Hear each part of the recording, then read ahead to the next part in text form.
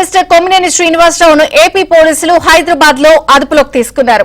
అమరావతిపై అనుచిత వ్యాఖ్యల కేసులో కొమ్మినేని శ్రీనివాసరావును అరెస్ట్ చేసి జూబ్లీహిల్స్ పోలీస్ స్టేషన్ కు తరలించారు. ఆ తర్వాత ఏపీకి తీసుకెళ్లనున్నారు.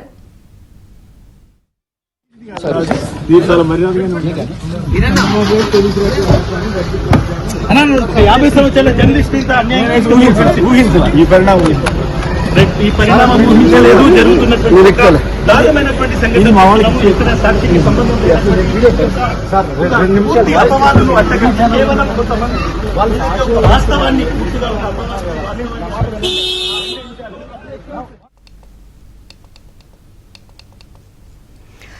మనం చూడొచ్చు.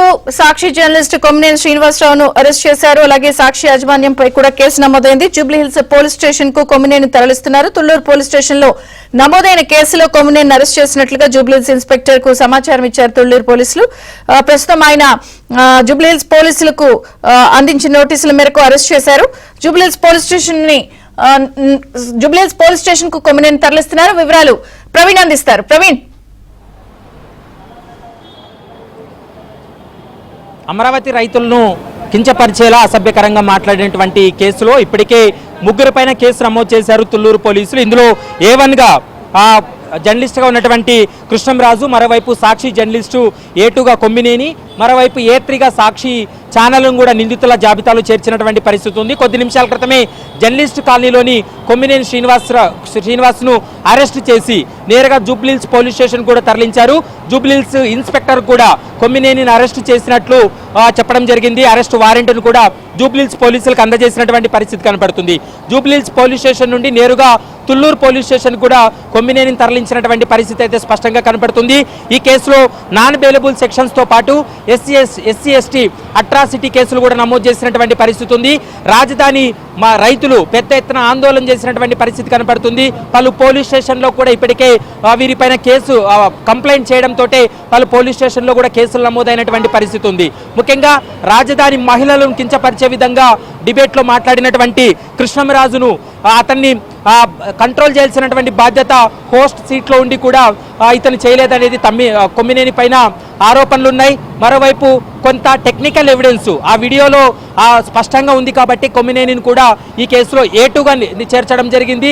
సాక్షి యాజమాన్యాన్ని A3గా చేర్చడం జరిగింది. ప్రస్తుతం A1 నిందితుడు, ప్రధాన నిందితుడుగా ఉన్నటువంటి కృష్ణంరాజు పరారీలో ఉన్నాడు. అతని కోసం 3 ప్రత్యేక బృందాలను ఏర్పాటు చేసి గాలింపు చర్యలు కొనసాగుతున్నాయి. ఏపీలో తన ఇంటికి వెళ్ళినటువంటి సమయంలో పోలీసులు అక్కడ తాళం వేసి ఉండడంతో అతను హైదరాబాద్లో తలదాచుకొని ఉన్నాడనేటువంటి సమాచారంతో 2 ప్రత్యేక బృందాలు హైదరాబాద్కి రావడం జరిగింది. ప్రస్తుతం జర్నలిస్టు కృష్ణంరాజు కోసం గాలింపు చర్యలు కొనసాగుతున్నాయి. మరోవైపు ఈరోజు సాయంత్రంలోగా కృష్ణంరాజును కూడా అరెస్ట్ చేసేటువంటి అవకాశం అయితే కనపడుతుంది. ఇక తుళ్లూరు పోలీస్ స్టేషన్లకు కొమ్మినేనిని తరలించిన తర్వాత అతన్ని విచారించి అతన్ని కూడా ఈరోజు సాయంత్రంలోగా జ్యుడిషియల్ రిమాండ్ కూడా తరలించేటువంటి అవకాశం అయితే కనపడుతుంది. కొద్ది నిమిషాల క్రితమే జర్నలిస్ట్ కాలనీలోని తన నివాసం నుండి అరెస్ట్ చేసి జూబ్లీహిల్స్ పోలీస్ స్టేషన్ తరలించారు. జూబ్లీహిల్స్ ఇన్స్పెక్టర్కు, ఎందుకంటే వేరే రాష్ట్రానికి తరలించాల్సి ఉంటుంది కాబట్టి స్థానికంగా ఉన్నటువంటి పోలీస్ స్టేషన్లో సమాచారం అందించాలి. కొమ్మినేనిని అరెస్ట్ చేస్తున్నట్లు జూబ్లీహిల్స్ ఇన్స్పెక్టర్కు సమాచారం అందించి అతనికి ఇచ్చినటువంటి అరెస్ట్ వారెంట్ కాపీని కూడా జూబ్లీహిల్స్ ఇన్స్పెక్టర్కు చూపించిన తర్వాత జూబ్లీహిల్స్ పోలీస్ స్టేషన్ నుండి కొద్ది నిమిషాల క్రితమే ఏపీకి కూడా తరలించడం జరిగింది. ఈ కేసుకు సంబంధించి సుదీర్ఘంగా విచారణ జరిపిన తర్వాత కొమ్మినేనిని ఈరోజు సాయంత్రం లేదా రేపు ఉదయం కానీ జ్యుడిషియల్ రిమాండ్ కూడా తరలించేటువంటి అవకాశాలు అయితే స్పష్టంగా కనబడుతున్నాయి. తన డిబేట్లో జరిగినటువంటి వ్యవహారానికి సంబంధించి రాష్ట్ర వ్యాప్తంగా కూడా ఆందోళనలు కొనసాగాయి. రాష్ట్రంలో ఉన్నటువంటి మహిళలు రోడ్డునెక్కి వారిపైన చర్యలు తీసుకోవాలి, ఇంకొకరెవరూ కూడా మహిళలను అసభ్యంగా మాట్లాడడం కానీ కించపరిచే విధంగా మాట్లాడకూడదంటే వీరిపై చర్యలు తీసుకోవాలంటూ కూడా పెద్ద ఎత్తున మనం ఆంధ్రప్రదేశ్లో ఆందోళన చేసినటువంటి సందర్భాన్ని చూసాం. స్థానికంగా ఉన్నటువంటి పోలీస్ స్టేషన్లో కూడా కంప్లైంట్ చేసినటువంటి పరిస్థితి కనపడుతుంది. కాబట్టి అమరావతి మహిళలు ఇచ్చినటువంటి కంప్లైంట్, అమరావతి రైతులు ఇచ్చినటువంటి ఫిర్యాదు మేరకే ప్రస్తుతం వారి ముగ్గురిపైన కూడా ఈ కేసులో 3 నిందితులు చేర్చారు కాబట్టి ముగ్గురిపైన కూడా ఎస్సీ ఎస్టీ అట్రాసిటీ కేసుతో పాటు మరోవైపు ఇందులో నాన్ బెయిలబుల్ సెక్షన్లు కూడా పెట్టి అరెస్ట్ చేసినటువంటి పరిస్థితి కూడా కనపడుతుంది. ఈరోజు సాయంత్రం వరకు కూడా తుళ్లూరు పోలీస్ స్టేషన్లో అతన్ని విచారించిన తర్వాత జ్యుడిషియల్ రిమాండ్ తరలించేటువంటి అవకాశం అయితే కనపడుతుంది. ఇక ప్రధాన నిందితుడిగా ఉన్నటువంటి కృష్ణంరాజు పరారీలో ఉన్నాడు కాబట్టి అతని కోసం మరొక 2 బృందాలు అయితే మాత్రం హైదరాబాద్లో గాలిస్తున్నాయని చెప్పుకోవచ్చు.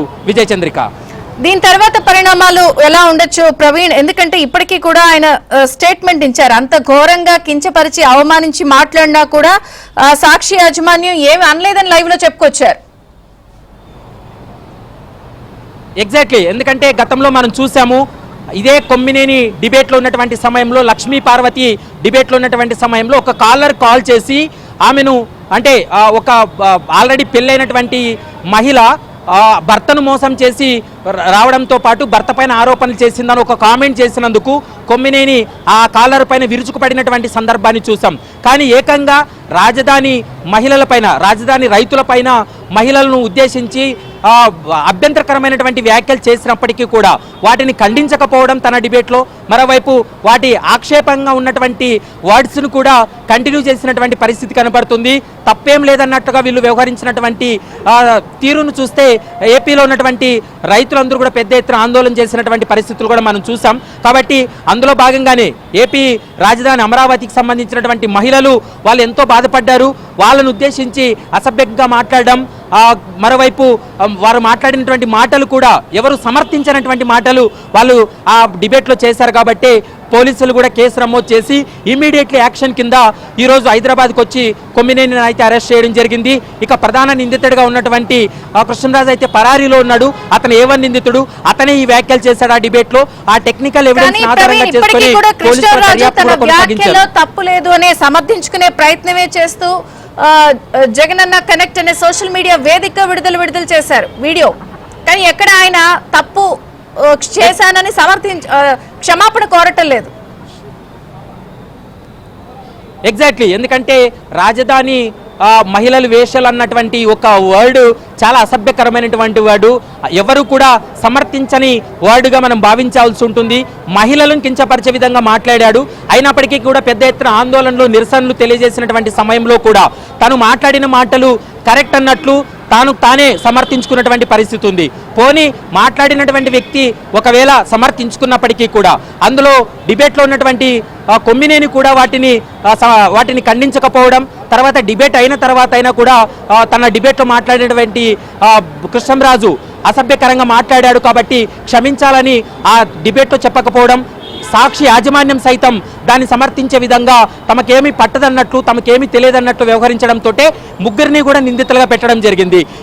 కామెంట్ చేసినటువంటి కృష్ణరాజు ఏవన్గా, ఆ డిబేట్లో ఉన్నటువంటి కొమ్మినేనిని ఏ2గా, మరోవైపు ఏ3గా సాక్షి యాజమాన్యాన్ని కూడా పెట్టారు. కాబట్టి ప్రస్తుతం ఈ కేసు దర్యాప్తు అయితే కొనసాగుతుందని చెప్పుకోవచ్చు. రైట్ ప్రవీణ్.